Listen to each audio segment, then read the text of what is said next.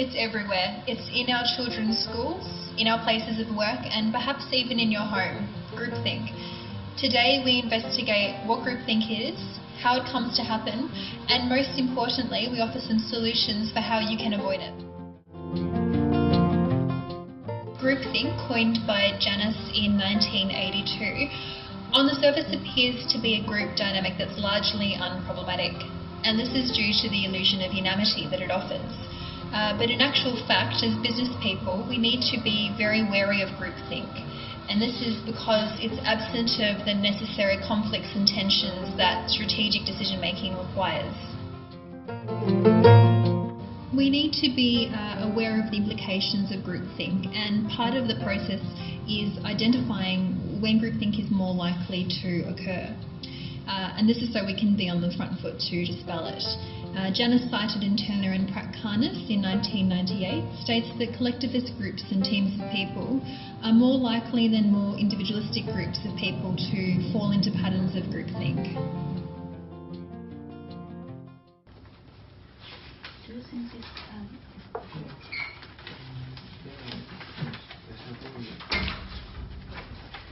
Good morning, everyone. Good morning. Today we have a strategy meeting to address the issue of high turnover. I know from some of the exit interview report that staff were complaining that our company workforce is very terrible. Our staff turnover is very high. No, it's too high. So I think we should discuss how to improve employee engagement to help us retain talent.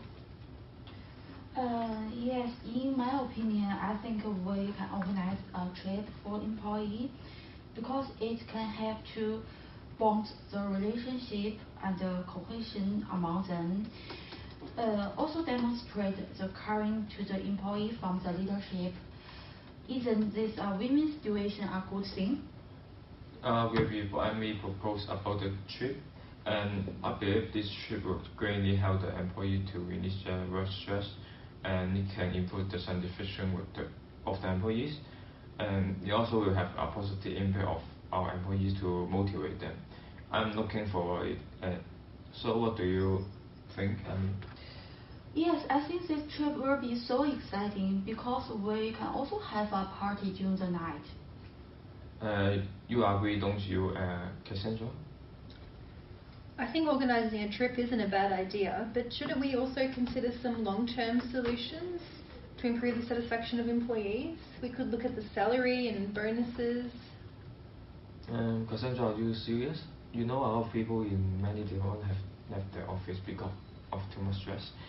I think we need to make the employee to understand that they need this ship to care about them. And don't you think resetting the salary is a long-term strategy and difficult to accomplish for the time being? Yes, I agree. The company has lost too many employees. We need to come up with an immediate plan to attract employees. Well, okay. Anybody have any question? Well done, we finally reached an agreement. We hope we could raise the satisfaction by organizing a trip for employees, and thank you for your attendance. Thank you.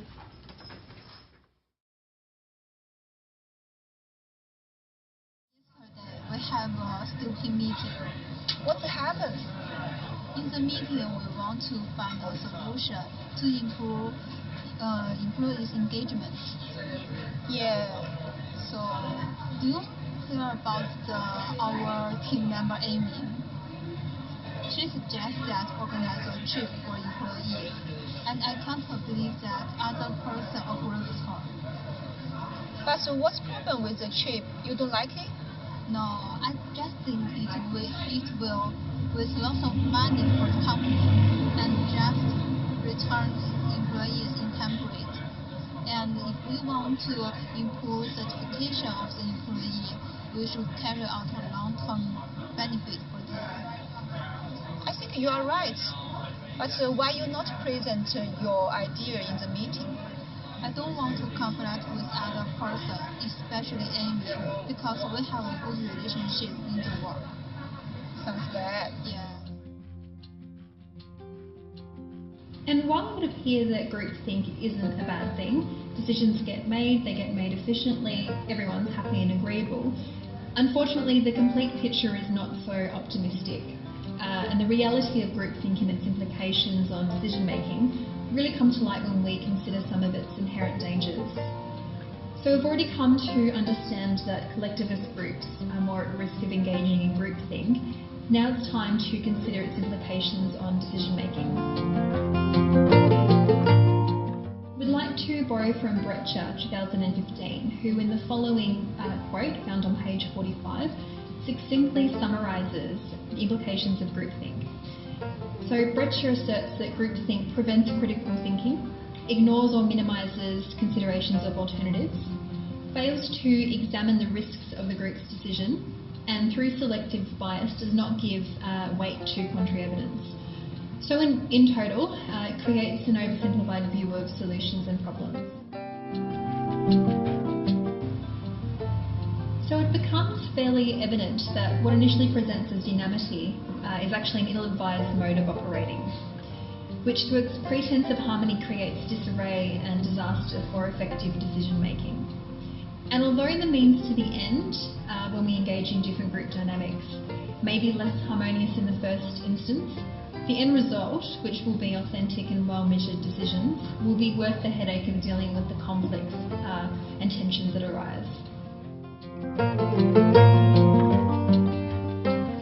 With regard to solutions for groupthink, Brecher encourages us to implore individuals in a group setting to play devil's advocate, to really challenge and break down the barriers that false unanimity can create. In her short article, Brecher offers several practical solutions to avoid groupthink. We particularly like how she encourages leaders to talk openly about groupthink, make it a known phenomenon so that individuals can make a conscious effort to avoid it.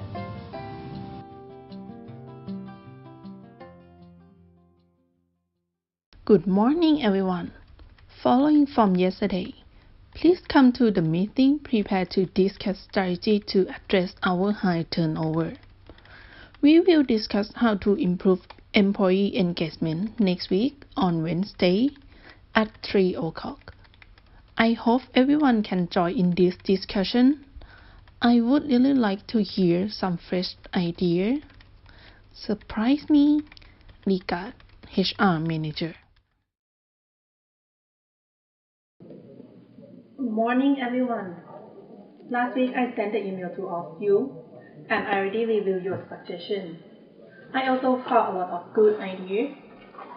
And today let me talk about your suggestions that all of you found. Okay, I think we can increase the employee benefit and such as health insurance, holiday package, also flexible working time. Because it's probably good for our motivation as a whole. It may create an incentive to our staff to work harder than they are deserved to have. But Amy, we don't have the budget, and unlike other companies, we should try to control our projecting and costs. And rather than reacting, we need to solve this issue proactively. And you know that when employees are complaining, it's already too late. Yes, Michael, you are right. The flexible working time will definitely better solution for us because it doesn't cost our budget. Also, the employee will have more benefit from the flexible time. Absolutely. This can ensure that our members have better health and well-being and achieve better performance. First, organizations that are able to achieve a high level of employee engagement may attain a competitive advantage. I agree with Michael, and I also think that we can make employee satisfaction a survey to understand the mind of the employee, their expectation, and how they feel about our company. Exactly. So, Toby, what do you think? I agree with Amy. Well, it doesn't matter. You can share your own idea. There is no right or wrong. And as I read your suggestion from the email that you sent to me, and I found that your idea will shed light on other. In my opinion, we could increase the engagement of employees through flexible working time. Because I know we have lots of employees have to take care of their family, and some employees study in part-time. In addition, provide more opportunity for training will achieve employee ego needs. That sounds interesting, Phoebe. Exactly. Also, we can organize employee activity such as birthday party, outing, and we also provide overtime employee some food subside and car allowance. Unfortunately, I see it differently because our current budget is limited and we don't have a tight schedule. Besides, we don't have enough time for outings. Actually, I think we can do some team building activities in the outdoors, in a casual unfair. I think we could ask employees what they would like from us. Flexible working time, work from home options, work and talk meetings. Not everything has to cost money. Some structure will not have borrowing on our budget. Well done, guys. I get all of your point. And I also planning to invite the manager of marketing department to join us in the next meeting because he has been working in this company for more than 10 years.